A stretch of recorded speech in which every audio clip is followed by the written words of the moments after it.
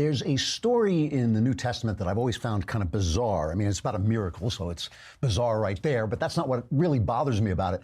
The disciples are going across the Sea of Galilee, heading into the wind, the waves are high, and they look over and they see Jesus walking to them on the water. You've all heard of this story. They're walking to the water and they're terrified and they cry out, "It's a ghost." But immediately Jesus spoke to them and he says, "Take heart, it is I, do not be afraid." Now, once their fear passes, Peter, who is kind of an excitable guy, he gets excited and he wants to join in the fun. And he says, "Lord, if it is you, command me to come to you on the water."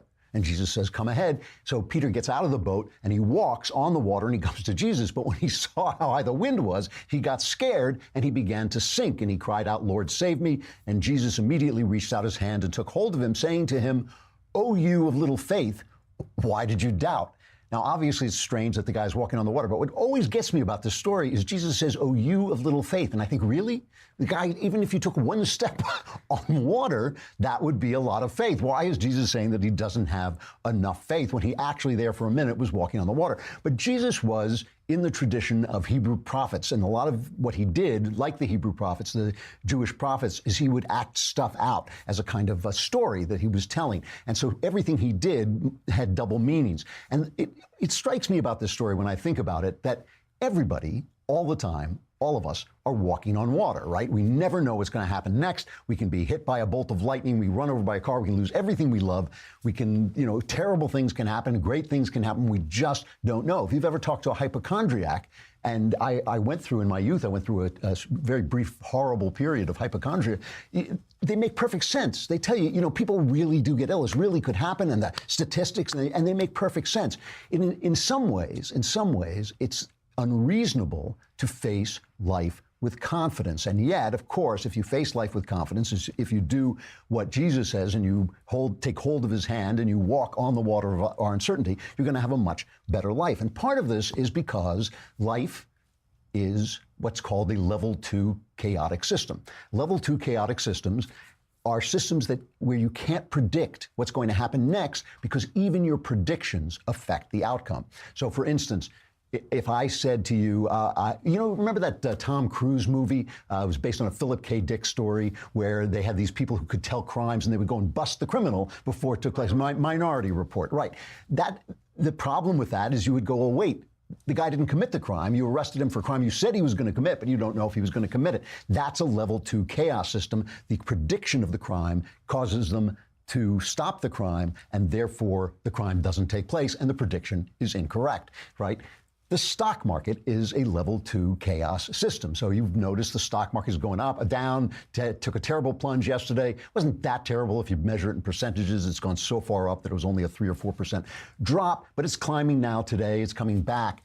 And you're seeing the different reactions to it. People saying, "Oh my God," mostly the Republicans saying, "It's going to be fine, don't worry about it." And of course, the Democrats and the media, but I repeat myself, the Democrats and their media are saying, "Oh, it's a disaster. Trump has killed us all, is going to kill us all." The thing about, in a level 2 chaos system, the reactions to uncertainty don't tell you anything about what's going to happen next. They only tell you about the person who is speaking. What do they tell you? Well, we're about to find out. Trigger warning, I'm Andrew Klavan, and this is The Andrew Klavan Show. I feel hunky-dunky, life is tickety-boo. Birds are winging, also singing hunky-dunky-doo. Ship-shape, tipsy-topsy, roll to zippity-zing. It's a wonderful day, hurrah, hooray! It makes me want to sing. Oh, hurrah, hooray! Oh, hooray, hurrah! Kurt Warner, not Tim Tebow. I thought for a minute I had gone nuts. Yesterday, I was talking about the fact that the quarterback for the Eagles believed in Christ and it brought him back from his moment of need. And I said it was like Tim Tebow, but I meant, and Rob was saying, no, he never won a Super Bowl. And I thought, I must have gone insane. I remember him winning the Super Bowl, and he was a stock boy, and he was out of football. It was Kurt Warner. They even look alike, Kurt Warner and Tim Tebow. But it was Kurt Warner. And the message remains the same. Have faith. Hey, speaking of faith, here are two nice things that happened to me that I just want to tell you about. One of them is last year I wrote a short story called All Our Yesterdays, a mystery story. It took place in England during World War I, and it was published in Ellery Queen Mystery Magazine. And when the Edgar Award, the nominations were announced, I was very disappointed that it wasn't nominated for an award, because I really did think it was one of my better short stories. But I just heard that it is going to be included in the Best American Mystery Stories anthology from Houghton Mifflin Harcourt, which is a very prestigious anthology and really does keep stories alive. So that's like the third time I've been in it, and I was really happy to hear that. Also, I got a note today from a guy I know in the sort of speech writing staff of the White House. And I don't know if this is, I can't vouch for this, but he told me that when they were writing the State of the Union address, they read my piece about George W. Bush and the movie Batman, The Dark Knight, and that inspired them, or helped inspire them, to put the hero theme in this speech. So if that speech has an effect, it's all me. All me. All right. So I'm off after this. You're just gonna see a streak at the end of the show. My airplane, I hope it's parked outside, because in LA traffic, I'm never gonna get there in time. I'm going to Washington, D.C. for the prayer breakfast, which I really enjoyed last week. I will actually get to see from a distance, the president in the distance. While I'm there, right, remember I was talking about Da Vinci and how they will rent you an office? I'm not doing that. But they have another service. They have another service that is really also very good. If you're running a business, like I have a business, my writing is a business, my literary career is a business, and it runs out of my house. Not only out of my house, it runs out of a little outhouse on my patio. You guys, well, you haven't, because you didn't come to my Christmas party, but everybody else has seen it. So it really is the size of an outhouse out on my patio, and I go in there and write, and that's my business. And it's not the greatest business address, and I don't always want people writing to my home. Da Vinci now has what they call a virtual office, where they will give you a business address that is actually at a place of business that you can, if you want to, rent from them if you need it, if you need to do a meeting. So for starting at $50 a month, you can now have a well, you're looking at me like I'm just a Tim. No, it's a really good. Starting at $50 a month, you can have an address that people can write to, people can contact, that will be a really nice business address in your locality, and you can use it if you need a meeting. It's affordable. It enhances your image and enhances your credibility. This is the thing, because otherwise, if you have a P.O. box or you're in a strip mall, not as good. So Da Vinci provides you instant access to thousands of high-profile business addresses in impressive upper-scale office locations in all 50 states, and business addresses from Da Vinci, as I said, they start at just $50 per month. You can address to impress. It says, I actually did not make that one up. Go to DaVinciWork.com, DaVinciWork.com/Klavan. Now, I know what you're thinking. You're thinking, where can I get an address? And how do you spell Klavan? It's K-L-A-V as in Victor, A-N. For a limited time, that will get you 50% off your first purchase. That's DaVinciWork.com/Klavan. Terms and conditions do apply, but for 50% off your first purchase, go to DaVinciWork.com/Klavan, and all the details are there. So, off topic a little bit, but I'm going to come back to this. I have to start with this Justin Trudeau thing. If you haven't seen this, it really is worth seeing. Justin Trudeau held a town hall. I'm going to get back to the stock market and the reactions to it, and the FBI and all that. But Justin Trudeau, the Prime Minister of Canada, held a town hall and received a question from the audience, and here is his answer. Maternal love is the love that's going to change the future of mankind. So we'd like you to look into we like to say people kind, not necessarily mankind. Now, I'm going to come back to this at the end of the show, but I just want you to know, if anybody does that to you ever, there's a simple answer. You say, I didn't ask you how to speak. I don't accept your right to tell me what words to use. I repeat the question in the same language, answer the question. That's what you say. Whenever they do it, when they tell, Bill McGurn had a piece in the Wall Street Journal, they're trying to get rid of the Fighting Irish logo from Ireland. Just say, we didn't ask you. We don't care what you think. We will move forward as we see fit. We're not here to be told. So, all right, the stock market took a dive yesterday. I hear it's climbing back as we speak. No one, the thing about the stock market is nobody knows why the stock market does what it does. Best analysis I've heard is it has to do with this quantitative easing, where they basically force everybody into riskier stocks. And it's over, the stock market has been climbing so fast that it's kind of outstripped the assumed worth of some of the companies. But even that, the worth of the companies is just something people make up. It's just something people think those companies have. Here are two visions of what happened. First, from the Wall Street Journal, which is all about Wall Street and they know about money. They say the paradox of this correction is that it's taking place as the economy looks stronger than it's been since at least 2005 and maybe since 1999.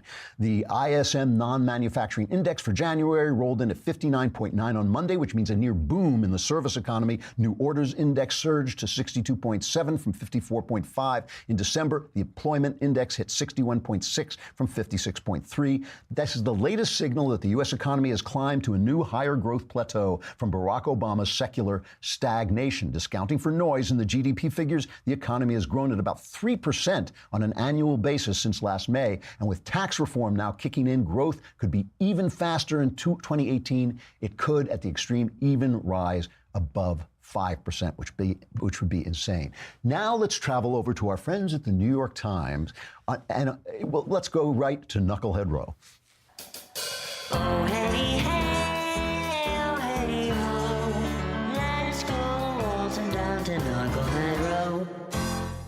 So on Knucklehead Row, of all the knuckleheads there, the knuckleheadiest has got to be Paul Krugman. I do not believe a word that comes out of him has any reference at all to the truth. Charles Blow is a hysterical girl, like a hysterical 12-year-old girl. That's one thing, but Krugman is just like saying stuff, and he's won the Nobel Prize for Economy, which apparently he deserved because before he became a partisan, he invented some theory that was very important for economists. But since then, it's all been this kind of nonsense, and he writes a piece one day, this is 2 days, I guess, where their stocks took a dive for 2 days. Has Trumphoria hit a wall, finally hit a wall? So this is the guy who said when Trump was elected and there was a stock dip, he said, they're never going to recover. So now he says, first he goes through this long thing about how the market has nothing to do with the economy, doesn't mean the economy may be strong, there's good news, but market turmoil, and you know how it is, everything before the but is always nonsense.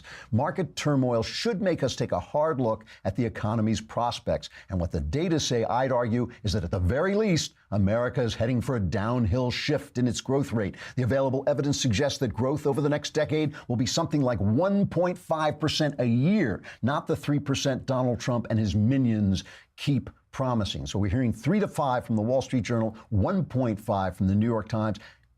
Let's see in the next year who comes closer to the truth.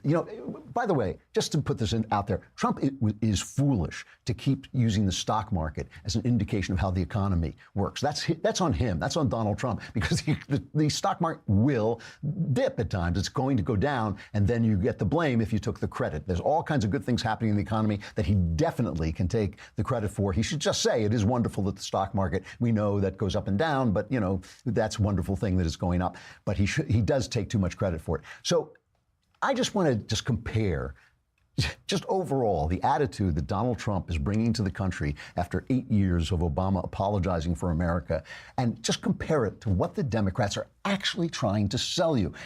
Trump gave a speech yesterday touting the economy, and he called the worker up to talk about what he's going to do with his $1,000 bonus that he got because of the tax cuts. And here is the worker. Yeah, you got the cut? Okay. With the tax cut and the bonus, I will be trying to save up money to start a family and eventually get a bigger house. Oh, so I like that idea. Yep. That's good. In terms of the bonus that corporate America received versus the crumbs that they are giving to workers to kind of put the schmooze on is so pathetic. It's so pathetic. So there's Trump standing with the workers. The guy got $1,000. He says, hey, you know what? If I save this, if I do this right and I work, maybe I'll get a little extra pay. I can start a family. I can buy a house. And Trump is going, yeah, babe. Yeah, this is the way to do it. And what, what's so offensive about what Pelosi says is that they keep telling you, like Snopes has this, left-wing fact check, they call it, and Google rigs it so Snopes comes up when you Google Pelosi saying crumbs. They say, what's the context? Well, the context is envy. It's not what you have that matters. It's that the other guy has more. Who cares? What's it to me? I don't care if some guy's got $1 billion. As long as I've got what I want, what do I care? This guy's starting a family. He's not a billionaire. He's starting a family. He's buying a house. He's thinking about my house. He's got hope for the future. It's crumbs. It's crumbs compared to them. They got it all. You got to. I mean, it's amazing. And the other thing, even moving away from the stock market and just talking about this memo that came out that the left is trying to now this is really interesting. Now they voted to release the Democrat memo. And interestingly, all the Republicans said, release the memo. Whereas when they released the Republican memo, all the Democrats said no. I never know with this whether it's smart for the Republicans to play nice and say, we're much better than you, or they should play the same hardball as the Democrats and say, nah, we have the majority. You're not releasing it. Take a hike, bounce down. But just even the way this is going, I just want to compare the attitude of these two sides, right? I mean, here is Trump with the entire media and the Democrats selling everybody that this memo is a conspiracy, it's a nothing burger, it's a dud, right? And Trump comes out, I think this is cut, it's number 9, cut number 9. Listen to his reaction to the memo. Or it all goes back to where it was and worse. Oh, but did we catch them in the act or what? You know what I'm talking. Oh, did we catch them in the act? They are very embarrassed. They never thought they were going to get caught. We caught them. Hey, we caught them. Oh, it's so much fun. Great sleuth. Great sleuth. He's having a great time. It's so much fun. Let's see if Chuck Schumer is having a great time. Play that Schumer clip. We are dealing with probably the most dangerous and worst man in the presidency we have ever had in the history of this nation. But we are going to win the fight. If we can take back the Senate, that means that I will have the sole power to determine what goes on the floor of the Senate. And that will mean we will not get another backward right-wing judge on the Supreme Court, period. It means we'll be able to stop Donald Trump from putting all his junk on the floor and stop the anti-LGBT cascade of things that come into the United States Senate. So keep up the activism, keep up the protests, keep up the calling, keep up everything that you do, and we will take this country back. Thank you, and God bless you.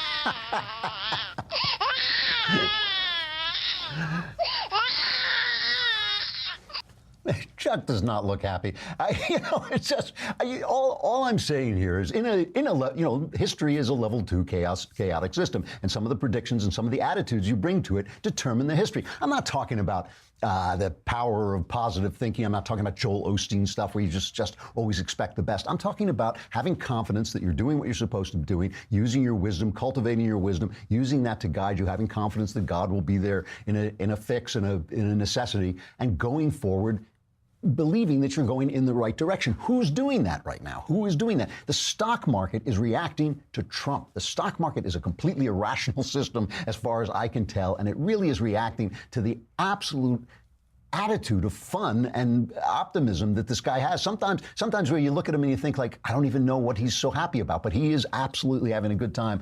Let me again compare Adam Schiff, and I have said everything I have to say about Adam Schiff. I just think he's a McCarthyite bad guy. He really is not an honest guy, and he's not an honest broker of information. But we're talking about, let's do it this way. Sarah Sanders was they were saying to her about this Donald Trump Jr. meeting that they think is treasonous and all this, and she just gave the entire Russia collusion story. She just put it in perspective. This clip is a little bit long, but it really is this is clip number 6. She puts the entire thing in perspective. Everybody wants to try to make this some story about misleading. The only thing I see misleading is a year's worth of stories that have been fueling a false narrative about this Russia collusion and based on a phony scandal based on anonymous sources. And I think that is, if we're going to talk about misleading, that's the only thing misleading I see in this entire process.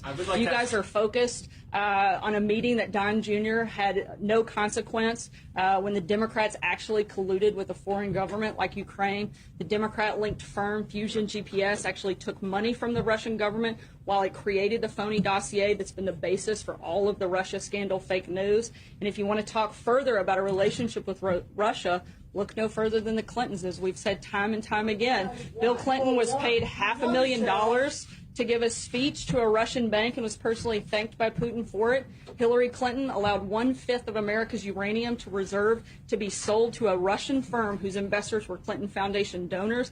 And the Clinton campaign chairman's brother lobbied against sanctions on Russia's largest bank and failed to report it. If you guys want to talk about having relations, which you seem obsessed with doing, look no further than there. If you want to talk about somebody who's actually been tough on Russia, look at President Trump. He wants more fracking, more coal, more energy. So she's telling you there's wrongdoing on the Democrat side, and Trump is being tough on Russia. Now listen to what Adam Schiff says about this Russia collusion thing. Listen to what the vision that he's putting forward. Again, this is cut number 5. As you have seen, they parroted Black Lives Matter to try to broaden the racial divide in this country. Fascinatingly, they also trumpeted the Second Amendment. Apparently, the Russians are very big fans of our Second Amendment. They don't particularly want a Second Amendment of their own, but they're really glad that we have one. The Russians are coming! The Russians are coming! So he's saying not only Black Lives Matter, which was virtually a creation of Barack Obama to cover up for his malfeasance in office, but he's saying our Second Amendment is a Russian. The Russians are promoting the Second Amendment, so we'll all kill each other. I mean, he's giving you not a vision of Republican wrongdoing, which would be one thing. He's giving you this complete vision that your country is completely taken over, is completely out of control. And I just want to finish this with Hillary Clinton, because if you want to be happy, I'm sure some of you are just so sorry she was not elected. Ha ha ha. But if you want to just remind yourself of how happy you are that Hillary Clinton was not elected president, she was giving a talk and answering some questions the other day. And all I'm talking about is a vision of the world, a vision that helps create the world that will be. What kind of people we elect and what kind of visions we have actually help create the world that's going to be. So Hillary is out there, and she was asked about climate change, and she was asked if women, like the old funny New York Times headline, world ends, women in blacks worst affected. She was asked if women would bear the brunt of climate change. Listen carefully to this response. This is cut 12. With respect to the rest of the world, I would say that particularly for women, you're absolutely right. They will bear the brunt of looking for the food, looking for the firewood, looking for the place to migrate to when all of the grass is finally gone as the desertification moves south and you have to keep moving your livestock, or your crops are no longer growing, they're burning up in the intense heat that we're now seeing reported across North Africa into the Middle East and into India. So yes, women once again will be the primarily burdened with the problems of climate change. It's the apocalypse. In her imagination, it's the apocalypse. And the girls, she's talking to all these young girls at Georgetown University, and they're smiling and nodding. Yes, well, it's going to be Mad Max, and we're going to get, and it's going to be bad for women. That's the worst thing. It's going to be unfair to women. Not only is the world going to end, it's going to be unfair to women. The stuff that you imagine, the attitude that you take into life is going to affect the way the future goes, and it's certainly going to affect the very moment you're living in. Who do you want in power? I mean, who do you want in power? The guy who thinks that tomorrow it's all going to be desert and despair, or the guy who's having a good time and thinks we're doing pretty well, which, in fact, we are. So you're probably looking at how clean my shirt is and thinking that I'm about to do a Tide ad, but no, you should have been looking at my head. This is a dollarshaveclub.com ad. Oh, we're stealing a little postmodern advertisement. The dollarshaveclub.com. Boy, today I was loading my DOP kit for my trip, and I'm choosing my razors. I think this is great because dollarshave.com has a range of razors you can take. They have one that just has 2 blades, which is their cheapest one, and it'll come, you choose it and it comes once a month or as often as you wish. Or you can choose their level 12 blade, or whatever, the executive they call it, which has 152 blades and actually takes you 3 days to shave your head. But every single nub, I'm making that up, but it's really great. That's the one I used today. It's just got a lot of blades, and it actually does give you a closer, faster shave. They've also got stuff like Dr. Carver's shave butter, which I love because I can put it on and I can actually see. It's clear, so it's not like cream. You can see what you're doing. It's really terrific. You sign on to the Dollar Shave Club.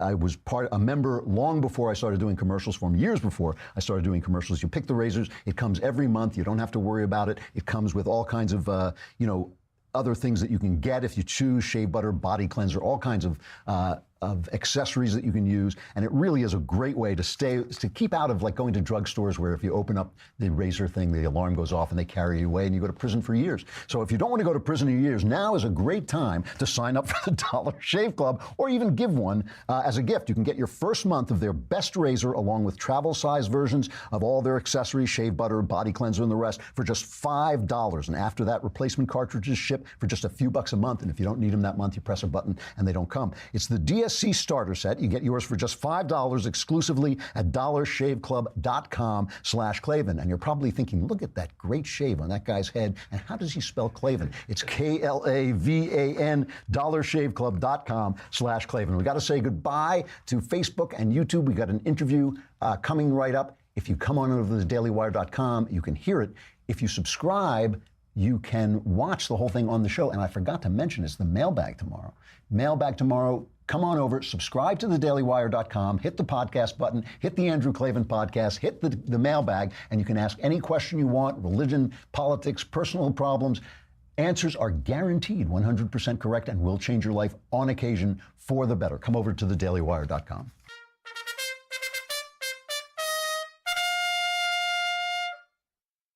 All right, we were going to have Howard Kurtz on, but they screwed up their schedule. He's going to come on, next week maybe? Yep. All right, he'll be on next week. But I did have a previous conversation with Stephen Ide, a senior fellow at the Manhattan Institute, Dr. Stephen Ide.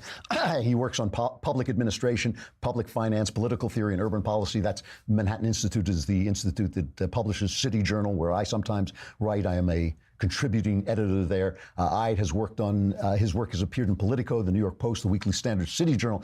And I wanted to talk to him because he's an expert in homelessness. And I've just been noticing, certainly in LA, partly in New York, it's just getting so bad. And this has nothing to do, Republicans complain that they only talk about homelessness when a Republican is in power. This to me is something we should be, leftists and conservatives should be able to agree on, that people should not be living in the streets. And I just wanted to ask him where this came from and why it got started. Here is Stephen Ide from the Manhattan Institute. Stephen, thanks so much for coming on. I really appreciate it. Thanks for having me. The reason I wanted to talk to you is I was in New York over Christmas. It was maybe, I don't know, it felt like it was 5 below zero. I was walking around and all over town, and I remember this when I lived in New York in the 70s, all over town, there were homeless people on the street. And I thought to myself, this is not right. This is not right. And conservatives know it's not right. And leftists know it's not right. And somehow, between those two sides, there ought to be something we could do about it. So I wanted to talk to you about it. First of all, we didn't always have this problem. I mean, this is one of the things that really bothers me. When I was a kid, there were not homeless people. I mean, obviously, there were always hobos and beggars, but there was not this kind of villages of homeless people on the street. What happened? Well, yeah, it was not a problem that we called homelessness. As you say, we had different terms that we used: hobos, bums, vagrants. In most American cities going back, the earlier part of the 20th century, cities did serve as kind of pools of transient labor for an industrializing economy. Cities attracted guys to come and work for temporary periods of time, and then they would be, the work would be interrupted. And they would congregate in neighborhoods, and neighborhoods started to form around the kind of housing and employment opportunities that service transient laborers. Like I'm thinking of the term Skid Row neighborhood. In LA, there's still this neighborhood called Skid Row, but there's Skid Row neighborhoods all over American cities. And in New York City, it was called the Bowery on the Lower East Side. And that was a place where, single men, probably, high rate of alcoholism, who had, for whatever reason, had been detached for their family. These were kind of like the losers of industrial capitalism. But they had a place where they could find a room for the night at dirt cheap prices, these single room occupancy hotels, opportunities for spot labor if they wanted to do that, bars, etc. So there were these kind of neighborhoods that were just for what we might call now homeless guys. Those neighborhoods were dismantled as a result of housing regulations, urban renewal pushes, but basically because we didn't want people to live like that anymore. We didn't want these conditions to persist, so we got rid of those neighborhoods. So we spread the problem out throughout the city, as opposed to having it concentrated in one neighborhood. So now they're in libraries and parks, train stations, a lot of those guys would have been in the Skid Row neighborhoods, traditionally speaking. So that's why the presence has become more visible, as you say. Interesting. And it also seems, I mean, I know that a lot of our psychiatric hospitals have kind of disappeared, and the idea of institutionalizing people, and a lot of the people I see on the street seem to me to be mentally ill. Does that feed into this? Is that part of the problem, that there's no care for the mentally ill?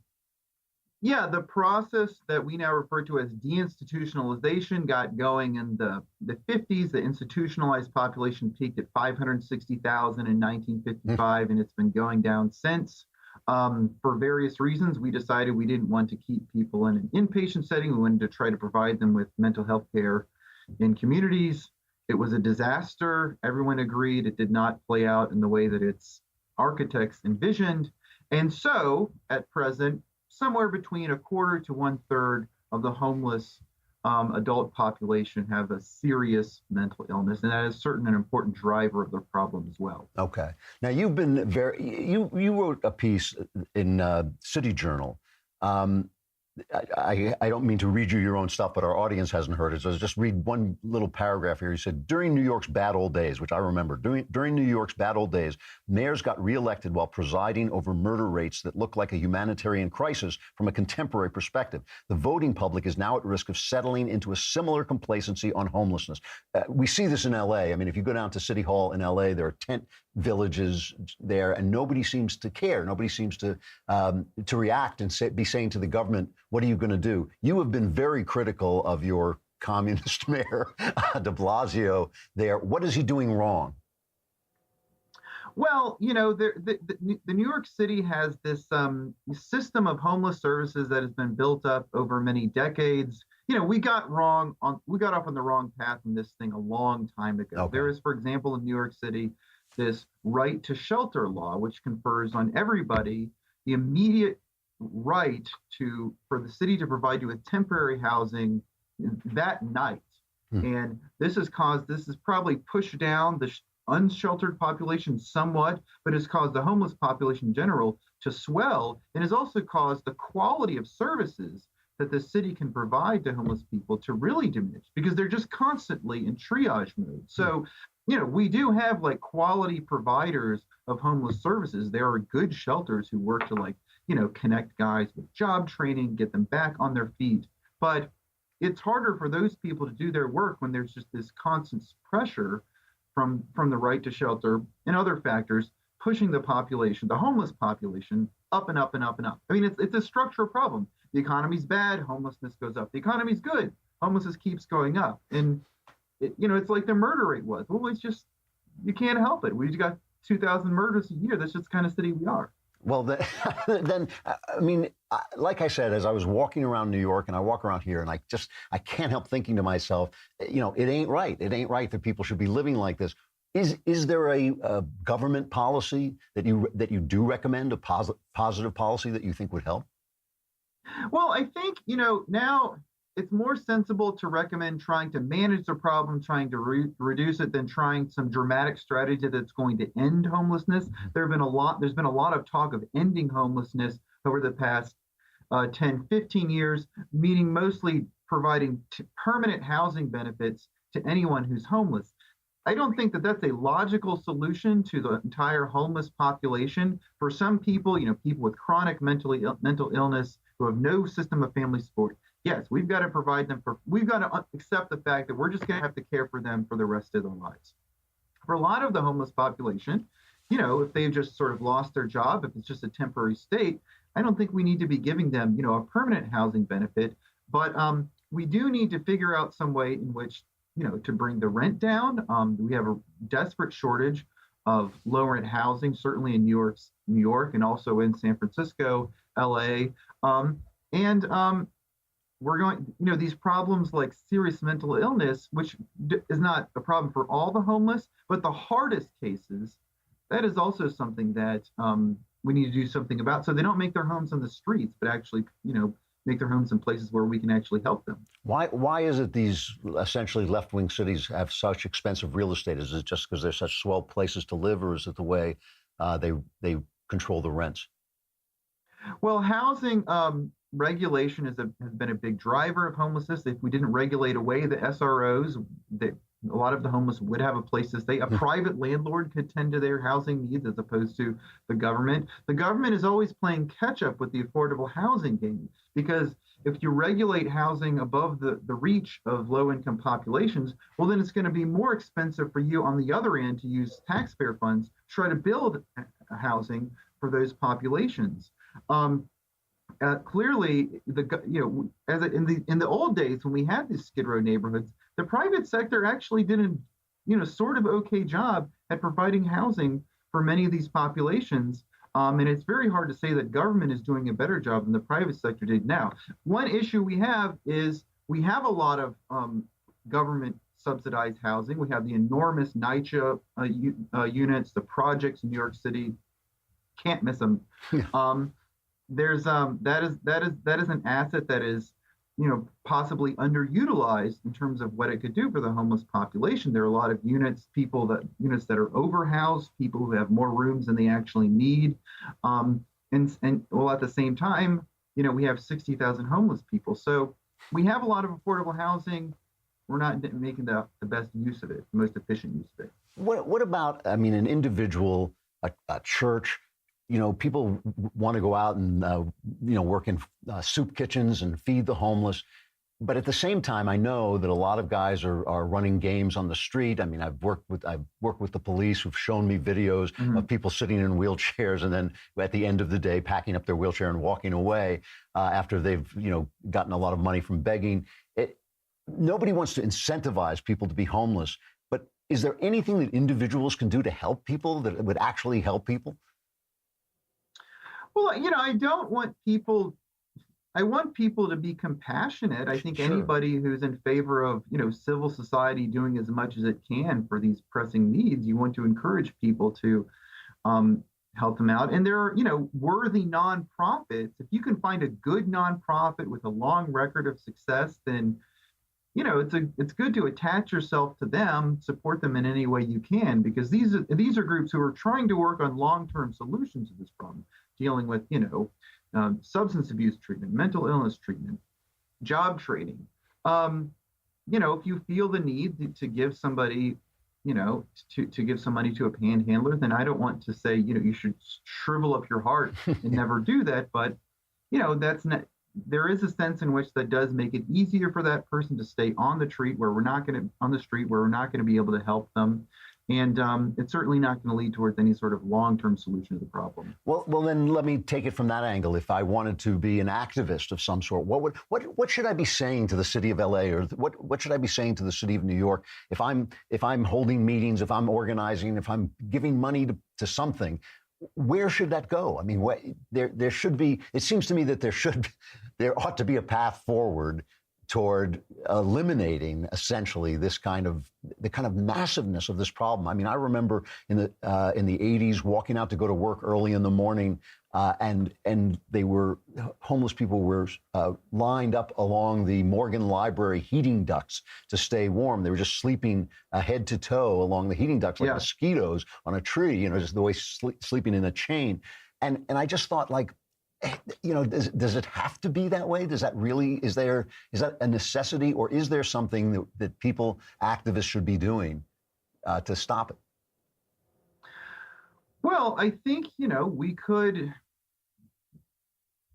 separate the problem, and you have to make a decision about which parts of the problem that you really feel like you need to address. I mean, one big driver of the problem is single parent families. Most of the homeless population in New York City, families with children, mostly headed by single parent families. That's a really tough nut to crack. Hard to know what government should be doing. But something like, the mentally ill, we made a lot of mistakes over the years. We can point to specific places in which decisions were made that made things worse and worse and worse. So yes, we need to provide them with housing. We need to get them into treatment. People who are resistant to treatment, we need to be talking about perhaps an involuntary, in a temporary basis, way of treating them. And so that at least makes the problem, as I say, more manageable. And, we know that we're doing more for the hardest cases, as opposed to, providing. Everybody wants housing. Everybody wants affordable housing. but some people really do need it more than others. So my last question, I mean, if you could basically snap your fingers and there would be one policy that changed that it would help this problem, what would it be? I would focus on the mental illness related homelessness, and I would focus on connecting the seriously mentally ill with high quality providers who not only can give them housing, but provide them with case management and treatment to ensure that they will not be on the streets, potentially threatening people, potentially pushing people in front of oncoming subways, but caring for them in a way that, a civilized society would do, instead of the, very, I mean, it's great. We think of ourselves as very tolerant, very compassionate, as opposed to, former times. But people from the 19th century, if they would come to cities these days and look at these, people living in squalor, they would have a lot of questions about how truly compassionate our society really is. No, that is exactly what struck me. And I know I said that was the last question, but I just want to ask one last thing. To go back again to the actual government housing that is being used, you feel that, you seem to feel that a private solution, that something like a SRO hotels, Bowery neighborhood that's not a good neighborhood, but at least there's people to live, that was actually a better solution than government shelters? Did I get that right? Well, in government shelters these days in New York City, the conditions in many cases are truly appalling. And we are spending far more on these facilities, I can tell you. I mean, I recently, in 1980, you could have gotten a night stay in a Bowery hotel for $3 at the time. It's about $10 now. You can panhandle that, no problem. It wasn't much. It wasn't, high class, but it was a modicum of privacy, and it was a place to stay. We're spending a lot more than that these days, and in many cases, the results are not that great. So the private sector system, and we had a variety of private sector housing options. There weren't just SROs, there were rooming houses, boarding houses, depending on which city and which time you're talking about. So there was this kind of flexibility in the that the private market didn't have. Sometimes the conditions were not optimal, but they were cheap. And for many people, I think that was a better solution than the one that government has been, the solution that government has officially committed itself to since the 1980s, but is really keeps falling way short of delivering on. So you reach your point where it's like, well, maybe this is, government is reaching a little bit too far. Stephen, I thank you very much for coming on of the Manhattan Institute. Really interesting, just a mind-boggling problem. And it really, I want to hear more about it and learn more about it, because I feel like there's got to be some way forward that is not just having people living in tents on the street. Really interesting talking to you. I appreciate your coming on. Thanks so much for having me. It's a pleasure. Thanks a lot. All right, Stephen Ide of the Manhattan Institute. We'll be talking more about homelessness because I expect to solve this problem by the time I go off the air, which is probably next Tuesday. All right, sexual follies.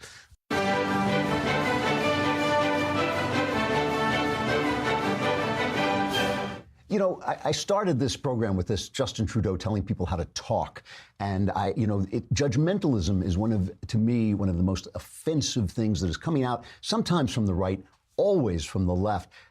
I've said this many times that if you opened the gospel and every sentence had been removed except Jesus saying, "Judge not, lest ye be judged," you could deduce the crucifixion. You could look at that and say, "Oh, they're going to kill that guy."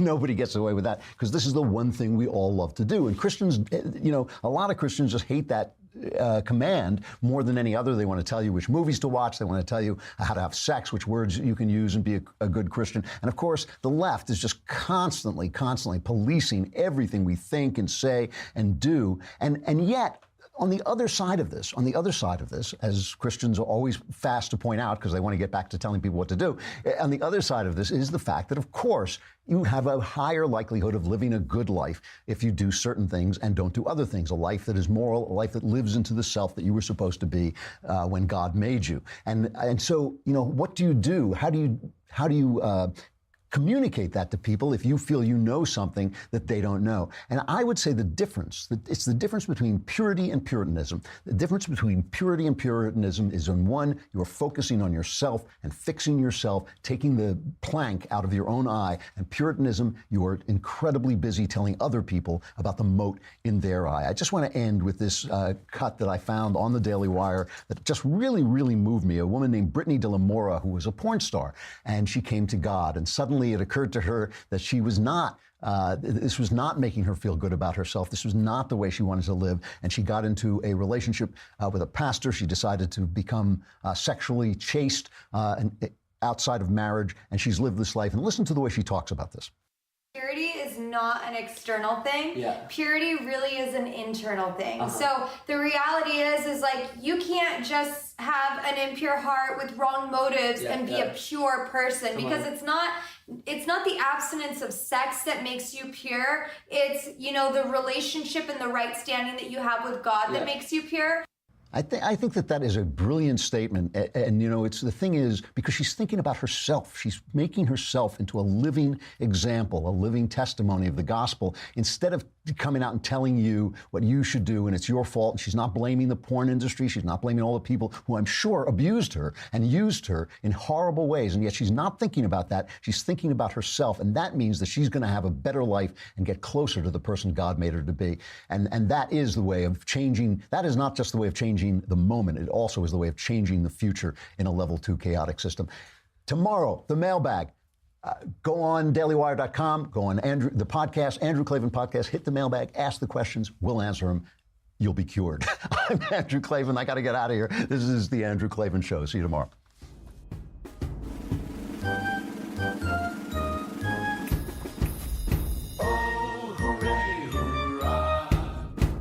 The Andrew Klavan Show is produced by Robert Sterling. Executive producer, Jeremy Boring. Senior producer, Jonathan Hay. Our supervising producer is Mathis Glover. Technical producer, Austin Stevens. Edited by Alex Zingaro. Audio is mixed by Mike Cormina. Hair and makeup is by Jesua Alvera. And our animations are by Cynthia Angulo and Jacob Jackson. The Andrew Klavan Show is a Daily Wire Forward Publishing production. Copyright Forward Publishing 2018.